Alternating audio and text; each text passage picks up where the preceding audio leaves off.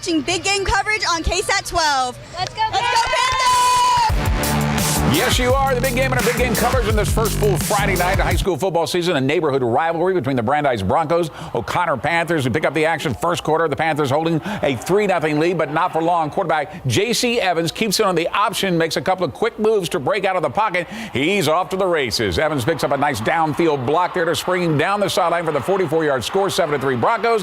The final from the Dome, it is 27-17 Brandeis. The Harlan Hawks open up their season at the Hive at East Central tonight. First quarter, Hawks in the red zone. Quarterback Peyton Matthews swings it out to Jacob Gonzalez on the wide receiver screen. He splits not one pair of defenders, but two. Lunges in for the 16-yard score, 7-0 Harlan, but the Hornets sting back. Quarterback Austin Bevere fakes a handoff, stands in the pocket, delivers a deep strike over the middle to Avery Kane, turns it upfield, and that's a foot race. Good goal all the way, but he gets tripped up at the 5-yard line. East Central would punch it in from there to tie the game at 7-all. Let's head to the big game coverage scoreboard for some finals. How about this? Wagner on the road falls to Liberty Hill, 35-21. Brandeis over O'Connor in the Alamo Dome, 27-17. Taft with a big win over Victoria East, 42-13. Harlan over East Central, 33-7. The Bernie champion Charger Nation is in full force tonight against Laredo United South and Bernie. First quarter champion with the ball. They turn it to the ground game with Cole Reha, who powers his way up the middle for the 10-yard gain. Later in the drive, Jordan Ballin swings it out to Reha in the flat, scampers in for the touchdown, 7-0 lead. The final from Bernie right there, 27-22 champion.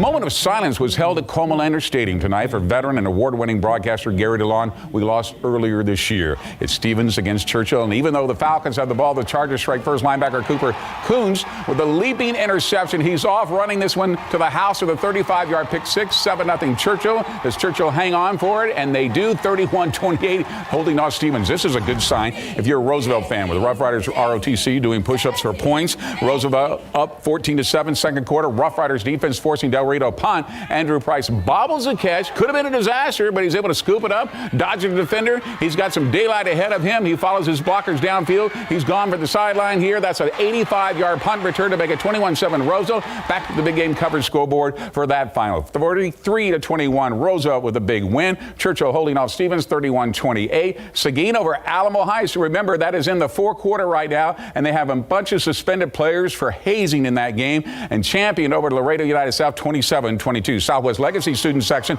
all fired up when they arrive at Legacy Stadium against Burbank. No score in the first quarter. Bulldogs take a bite out of the Titans here. Quarterback Kevin Hernandez drops back, goes deep down the sideline to Jared Romero, who makes a great catch between two defenders. He's taken it all the way for the 57-yard score, 7-0. Let's see if that has gone final. It has. Burbank with a big win, 24-7. Veterans Memorial cheerleaders are happy with what they see as the Patriots are facing off against Harlandale Indians. The Patriots are up 19-7 late in the second. On the move, Christopher Irving takes a snap, stands in the pocket, fires it to Landon Drake, looking to carry defenders to pick up even more yards, get inside the 20. Running back James Peeble caps off the drive with his 2-yard score to make it 25-7 Patriots just before the half. The final from Harlandale Memorial, there it is, 55-7. Edison apparently has dancing golden bear as he is able to have a little fun with the Kennedy Rocket cheerleaders. Bears on top 13-0, fourth quarter. Hungry for more. Roger Lopez keeps it on the option read. He finds some daylight on the left side, takes it down to the 10-yard line. The Bears finish off that drive with running back Ethan Escamilla, who runs it in from 5 yards out. That made it 19-0 ball game.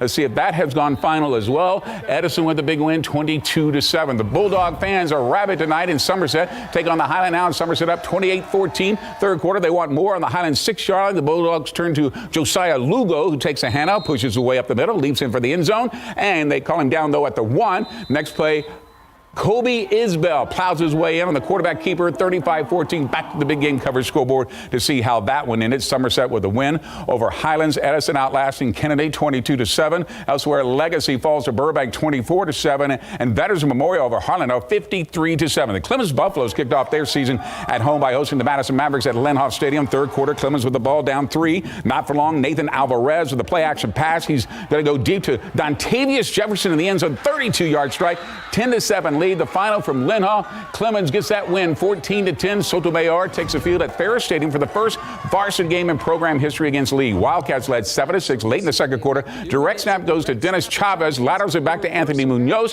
who finds Noah Medellin in the end zone for the 7-yard touchdown. 2-point conversion, no good, but ends up being your game winner. The Volunteers take it 12-7. Tight ball game between Sam Houston and the Young Men's Leadership Academy.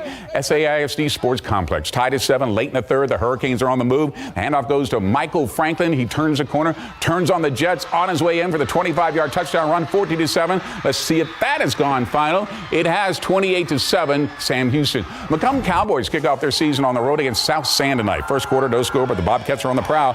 Running back Francisco Orozco gets around the corner, lowers his shoulder here to pick up a tough 11 yards for that first down. A little later in that same drive, the Bobcats are in the red zone. South San stays on the ground. Joseph Salinas, this time on the carry, plows his way up the middle and in the end zone for the 16-yard touchdown, 7-0 South San. Back to the big game coverage one more time, 34-21 South San with the win. They are still, though, I should point out, in the fourth.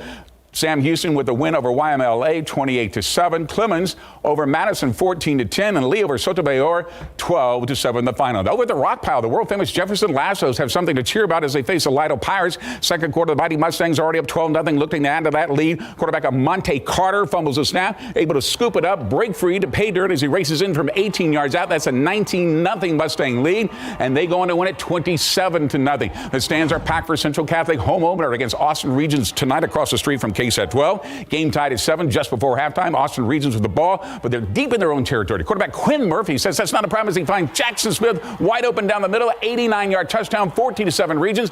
Back to the big game coverage scoreboard to see if that has gone final. It has. Austin Regions with the big win, 35-20. Shutout for Jefferson over Lytle, 27-0. Cole on post falls to Holy Cross, 38-12. And Warren over Laredo United on the road tonight, 35-28. Up next, our big game coverage road trip. Fan cam, more highlights and more scores. But first, let's listen to the John Jay Mustangs Marching Band.